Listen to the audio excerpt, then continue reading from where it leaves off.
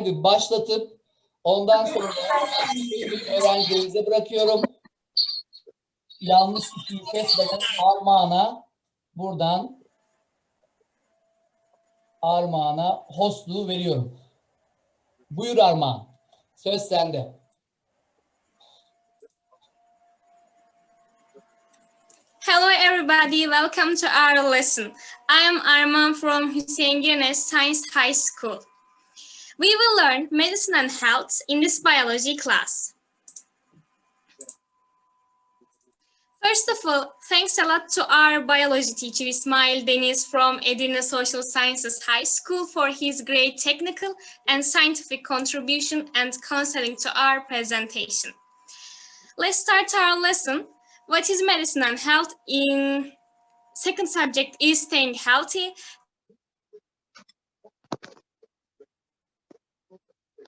Medicine. Fifth subject is scientists who have contributed to medicine and health. Sixth subject is what is endosymbiotic theory. Seventh subject is information on endosymbiotic theory. And last one, image about the topic. I have a question for you. What is medicine and health? Don't you have an answer? Oh, okay. According to Turkish Language Institution, medicine is all technical and scientific studies applied to cure, elevate, or prevent illnesses. Doctors have studied for centuries to ensure that people are happy and able to exist. There are three important goals underlying this eternal desire. 1, to find the causative agent. 2, to find and apply the treatment that will eliminate this factor. 3, to remove the factors that cause the disease from your environment or to erase them from the earth. Health is the person's incomplete physical, social, and psychological well-being. According to the World Health Organization, 3 basic criteria of health are 1, bodily well-being, 2, spiritual well-being, 3, social well-being. Bodily well-being is absence of situations such as deficiency, dysfunction, carrying microbes in the tissues and organs that make up the body. Spiritual well-being is a state of thinking in accordance with his age, able to express what he thinks, understand others, know how to cry and laugh in place, struggle with difficulties, act according to conditions, be happy in success and accept failures, and be at peace with himself. Social well-being is a state of knowing how to behave and take responsibilities, have good relations, and love the people and environment. Hi, I'm Esra Sayılca from Namık Kemal Science High School, and I'm going to talk about staying healthy. Here are some steps you can take to stay healthy. The first one is exercise. You should try to be active for 30 to 60 minutes about 4 or 5 times a week. Exercise can help prevent heart disease, diabetes, and colon cancer. It can also help treat depression, osteoporosis, and high blood pressure. And the next one is sleep. You should get enough sleep and rest. Adults need around 8 hours of sleep a night. Chronic sleep deprivation may raise the odds for heart disease, diabetes, stroke, obesity, and many other sicknesses. Also, melatonin is a hormone that makes falling asleep easier and it regulates the sleep cycle. In addition, it's a growth hormone that and it also ensures making proteins and cell growth. This hormone is released between 11 p.m. and 3 a.m. The next one is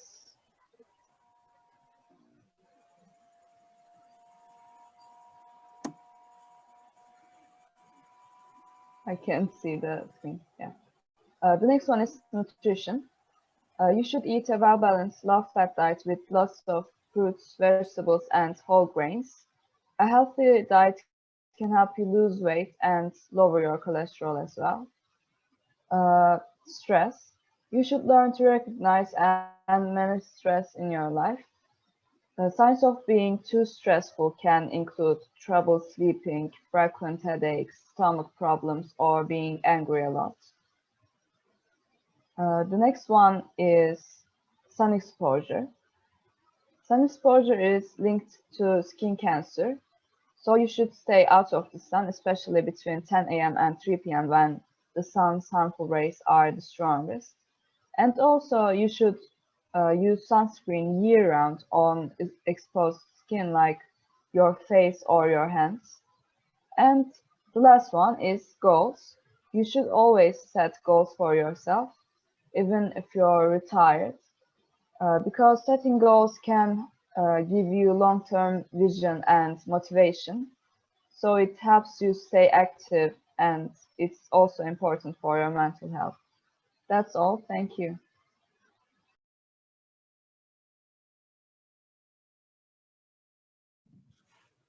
Hi, I am Melis from TED Edirne College, and I'm going to tell you about the importance of health and subheadings of medicine. In addition to all the riches of his era, Suleiman the Magnificent, who was sitting on the throne of the Ottoman Empire, the strongest state of the century, expressly stated in this couplet that health is superior to all wealth and resources in one breath. There is no valid object in the public, not being like the state. The state is like a breath of health in the world. Kanuni Sultan Süleyman, according to World Health Organization, health is not just illness or disability, it's a state of complete well-being in physical, spiritual, and social aspects.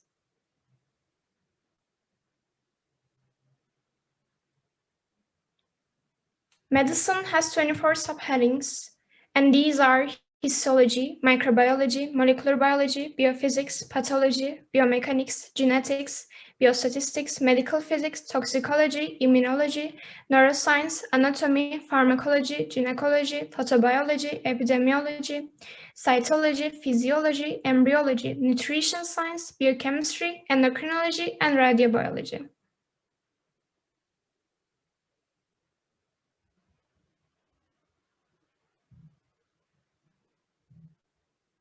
Histology is the study of the structures of biological tissues. Microbiology is the study of microorganisms.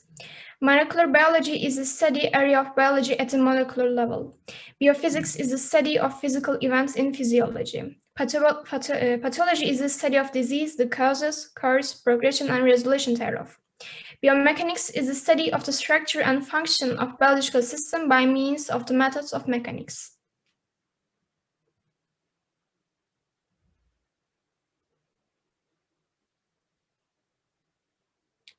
The next page. Genetics is the study of genes and their role in biological inheritance. Biostatistics is the application of statistics to biological files in the broadest sense. Medical physics is the study of the applications of physics principles in medicine. Toxicology is the study of hazardous effects of drugs and poisons. Immunology is the study of the human system. Neuroscience examines the nervous system.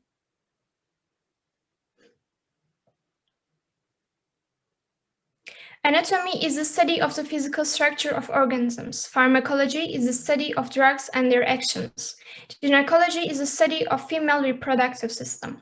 Photobiology is a discipline that deals with the effect of light on living things. Epidemiology is the branch of medicine that deals with epidemic diseases.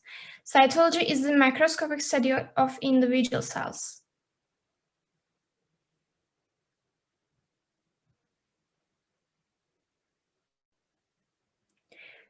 Physiology is the study of the normal functioning of the body and the underlying regulatory mechanisms. Embryology is the study of the early development of organisms. Nutrition science is the study of the relationship of food and drink to health and disease. Biochemistry is the study of the chemistry taking place in living organisms. Endocrinology is the study of hormones and their effect through the body of animals. Radiobiology is the study of the interactions between ionizing radiation and living organisms. Thank you. Hello everyone, I am Özgür from Gazi Anatolian High School. I am going to tell you about scientists who have contributed medicine and health. Let's start the presentation with question. Do you know anyone? Don't you have answer? Okay. Dr. Alanay has been involved in many multi-center studies Europe and Asia. She was the principal investigator in studies specifically identifying genes for osteogenesis imperfecta and patient development. She described two new genes these fields. Next page. Ajit Sanjar did research about DNA. He received the Nobel Prize in Chemistry in 2015 for his research into how DNA is preserved and prepared. Sanjar found excision nuclease enzyme. This enzyme entered Oxford Biochemistry Molecular Dictionary. Next page, please. Gökhan Otomisligil did research about metabolism, generic diabetes, and obesity. This topic used to intensify his research. He found the lipocin hormone that can stop disease like diabetes. TÜBİTAK won the Science Prize. Finally, Özlem Türeci. Özlem Türeci does research consists for more than 20 years, founded the BioNTech in Germany. She developed selected technology for the characterization of tumor antigens. She received the Vincenzo Gizerni Prize in German Hematology and Oncology Association in 1995. She received an Order of Merit Germany in 2020 because she and his husband Ulushine found BioNTech vaccine. In short, she and his husband found COVID-19 vaccine. Thank you. Hello, everybody. I am Yağmur from the Ulu Esener Canerbaş Member Anatolian High School. Now I'm going to talk about endosymbiotic theory. What is endosymbiotic theory? Endosymbiotic theory, it deals with the roots of mitochondria and plastids in eukaryotic cells organelles. Theory claims that the mentioned organelles root from prokaryote lives are with eukaryote cells. What is scientific evidence to support endosymbiotic theory? 1. Mitochondria and chloroplasts are produced today by mitosis division. That's how bacteria multiply. 2. Ribosomes of type 17 as found in organelles and ribosomes found in bacteria are the same. 3. The dimensions of mitochondria and chloroplasts are quite similar to those of a bacterium. 4. Some enzymes produced in mitochondria are very similar to those in bacteria. 5. The telecyte structure of the crull is contained in chloroplasts, and the structure of cyanobacteria are extremely similar. Thank you. Hi everybody, I'm Fethiye. I study at Edirne Social Science High School. Information on endosymbiotic theory. Endosymbiotic theory is a scientific concept that allows us to understand how eukaryotes, which have more complex cells, nuclei, and membranous organelles, evolved from prokaryotes such as bacteria and archaea, which have simpler structures without nuclei and membranous organelles, and the evolution of eukaryotes has become understandable. Abiogenesis is the question of the origin of life in natural science, the investigation of how life on Earth can develop from the non-living. Thus, with the emergence of life, the abiogenesis is the theory of evolution that explains the diversity of modern life. Thank you.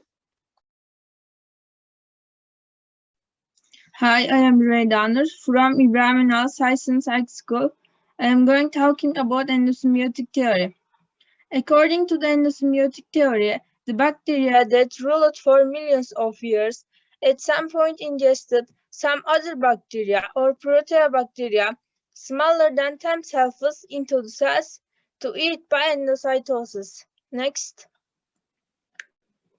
But they couldn't digest them. Next. After this flew to digest, both bacteria took a more advantageous position than before.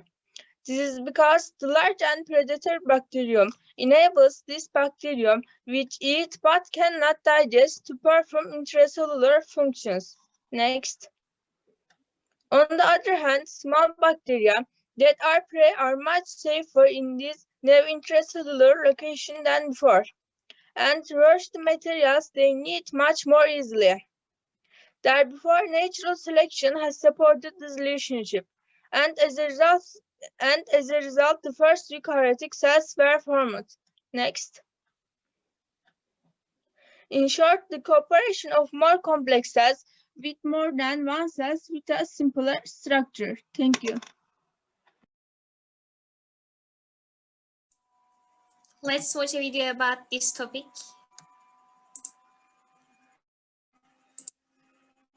Our intro to cells video, when you think of prokaryote, think of pro rhyming with no nucleus, no membrane-bound organelles. Eukaryotes, on the other hand, remember eu rhymes with do, and they do have a nucleus, and other membrane-bound organelles. Both prokaryotes and eukaryotes are cells, though, and therefore they do have a few things in common that cells have, including a cell membrane, cytoplasm, ribosomes, and genetic material. But just look at these two cell types and you will see that one is way more simple.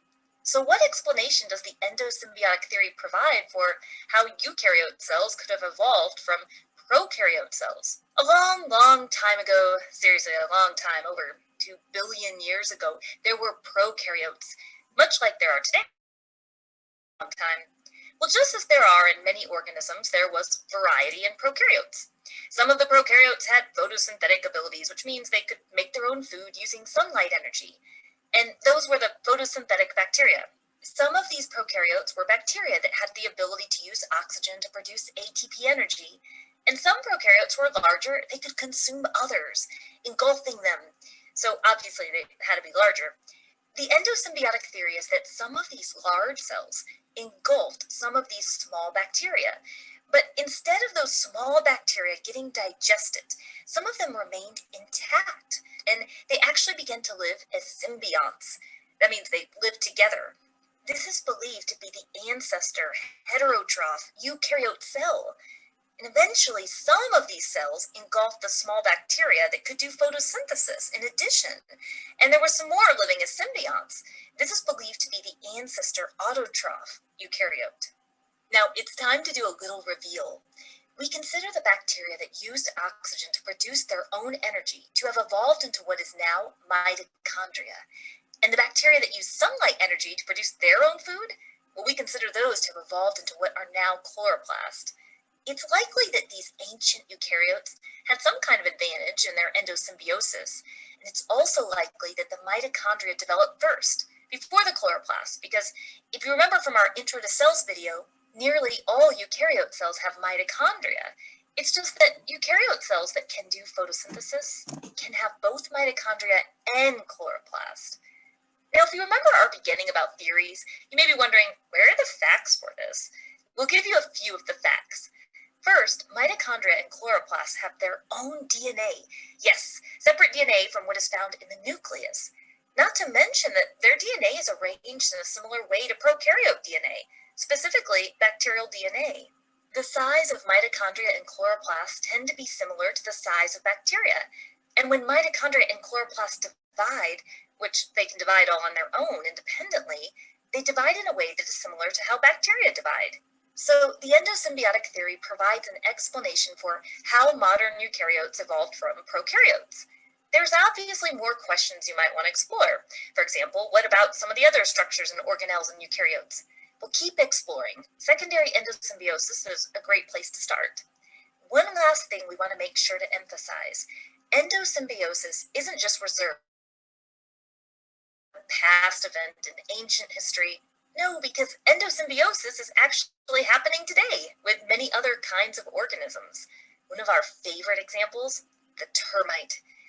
Yes, termites can have prokaryotes that live in their gut and help them digest wood.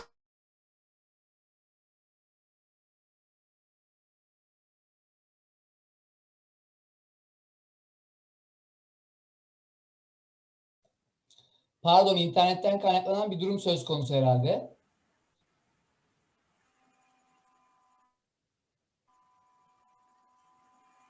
Hocam, Evet. görmüyor musunuz ekranı? Yok yok, kesildi bende ses de onun için karıştım. Ha, benden kaynaklı olabilir. Olsun, neyse, sonuydu zaten, bitti herhalde. Evet, şimdi Esra, Evet, Esra buyur. Now we're going to watch a video in Turkish because we think it will be a good idea to watch it in our native language to understand the subject better.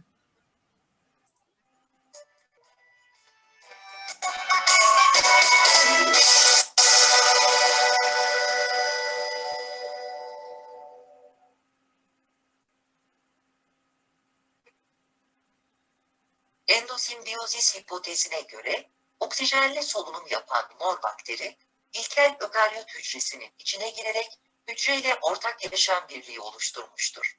Karşılıklı yarar sağlanan bu birliktelikte hücre bakteriye besin sağlarken bakteri hücreye enerji sentezlemektedir. Kloroplast organelinin oluşumuysa fotosentez yapan siyonobakterilerin hücre içine girmesi ve ortak yaşam birliği oluşturarak hücreye fotosentez yapabilme yeteneği kazandırmasıyla açıklanır. Şimdi ben araya gireyim. Kalan süre 1,5 dakika. İsterseniz çocuklar bu seansı bitirip yeni seans açalım. Onda da en son herhalde kahotumuz mu kaldı? Evet hocam. Evet hocam. Şimdi ben herkesten özür diliyorum çünkü 40 dakikaya bu kadarı sığdı. Bir 10 dakikalık süremiz daha var. Bu 10 dakika için sizlerden ricam tekrar çıkıp girmeniz. Rica ediyorum, herkes tekrar çıksın, aynı linkten, aynı şeyden tekrardan girsin. Bekliyoruz sizleri. Buyurun.